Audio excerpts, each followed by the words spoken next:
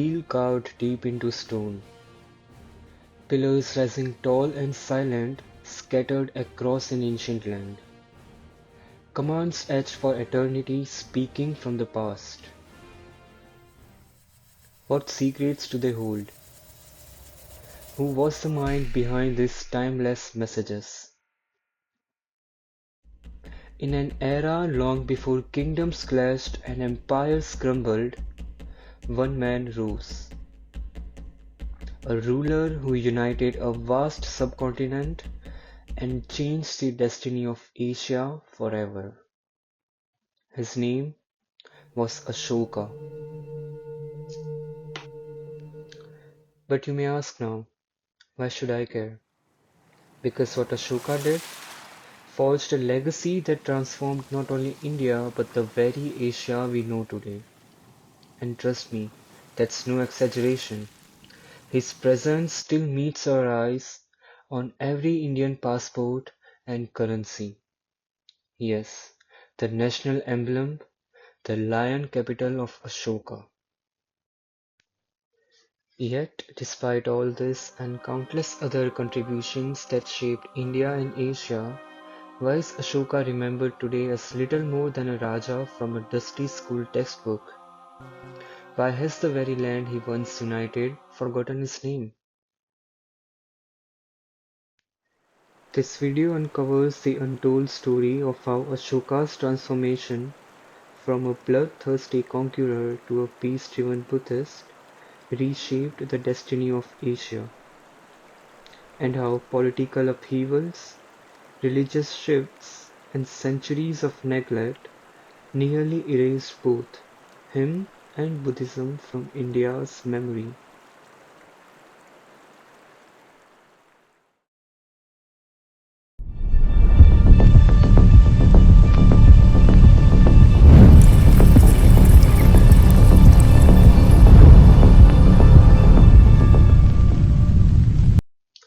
It was two moments, two life-changing events that turned Ashoka toward the path of Buddhism and made him one of its greatest champions.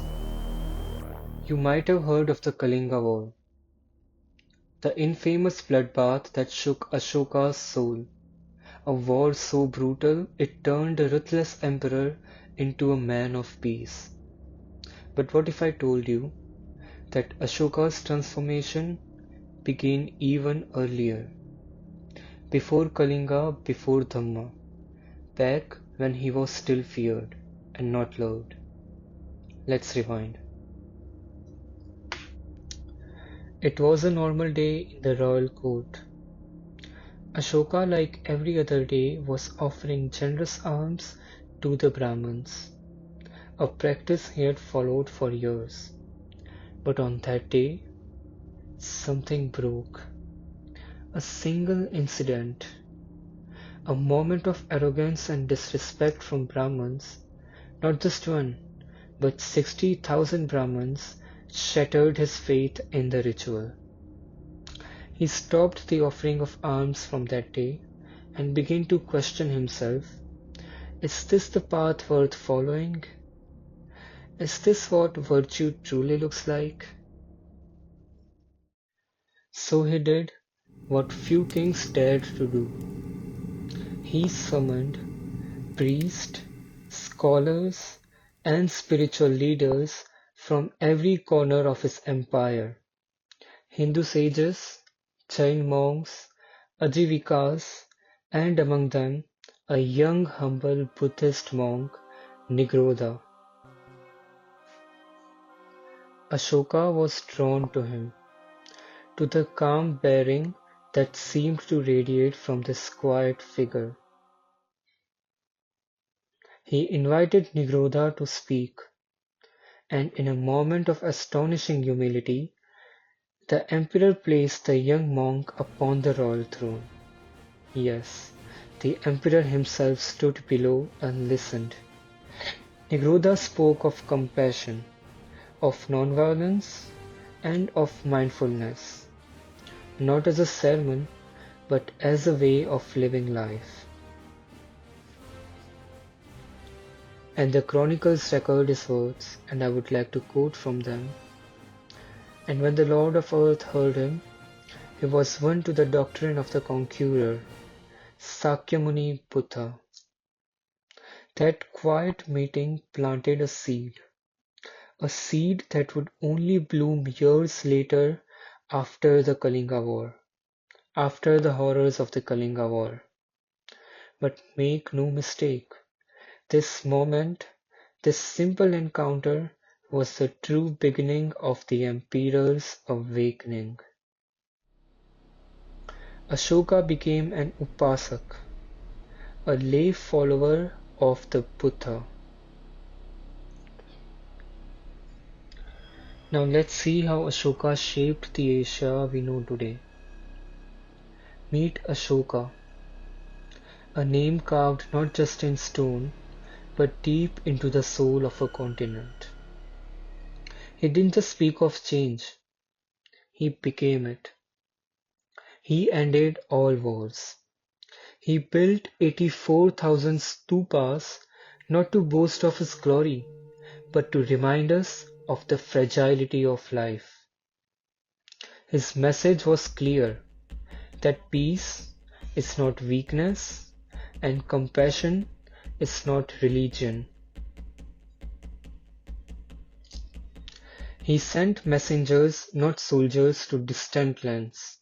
Sri Lanka, Myanmar, Central Asia, even Greece. They carried no weapons, only a message. Live with kindness, lead with care. Ashoka didn't ask, "What is your caste?" He asked, "Are you suffering?" He didn't wonder, "Which god do you pray to?" He asked, "Are you treated with respect?" He considered humanity at its zenith, the highest point we can reach. And here on this channel, Zenith Blue, we take the journey together, step by step, story by story. If you wish to walk further with us, you know where to find the path. And click the bell icon. Now I asked you to wait for the climax. Remember how at the start of this journey, we spoke of the political shifts and religious tensions that slowly erased the name of Ashoka and even Buddhism from India's memory. What if I told you that a similar pattern still lingers today? That even in our modern era, the very legacy Ashoka fought to protect is once again being challenged. Let's talk about Bodh Gaya, a sacred site beyond measure. Here Siddhartha Gautama attained enlightenment and became the Buddha. Recognized as a UNESCO World Heritage Site, Bodh Gaya is more than a spiritual landmark. It is a cultural treasure for the entire world. And over 2000 years ago, Emperor Ashoka himself ensured it would be protected, preserved, eternal. Its significance stretches far beyond India's borders, to Japan, China, Thailand, and countless nations that hold Bodh Gaya close to their hearts. Because this is not just a site, it is a symbol. But today, the Mahabodhi Vihar in Bihar is facing something we cannot ignore. Peaceful protest, hunger strikes, pleas for autonomy. Because Buddhist monks and devotees are asking for something simple, the right to govern their own sacred site. Fully govern their own sacred site. At present, Bodh Gaya's control is shared with authorities representing other faiths.